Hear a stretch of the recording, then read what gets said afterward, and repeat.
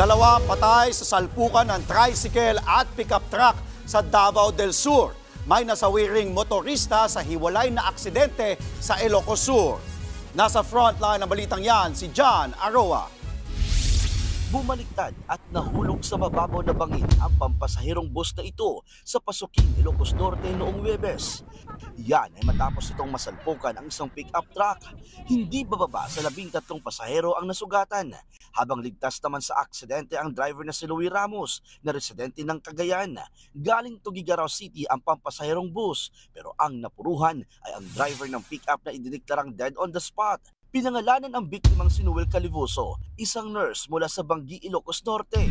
Halos madurog ang harapang bahagi ng minamaneho niyang sasakyan. Ayon sa investigasyon, nag-overtake ang pick-up sa pakurbadang bahagi ng National Highway sa Barangay Dilavo.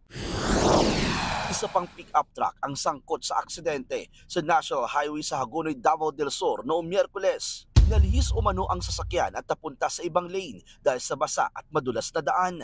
Nasalpok nito ang isang tricycle na tumilapon at halos mawasak dahil sa lakas ng impact. Nasawi ang driver at isa sa 3 pasahero nito. Agad namang dinala sa ospital ang 2 sugatan, kabilang ang isang minor de edad. Pawang magkakamag-anak ang driver at mga sakay ng tricycle. Nagbabalita mula sa frontline, John Aroa, News 5. Mga kapatid, Andre Felix po. Iba na ang may alam at may pakialam sa panahon ngayon. Para sa tuloy-tuloy na balitaan sa Frontline kahit weekend, mag-follow at subscribe sa social media pages ng News 5.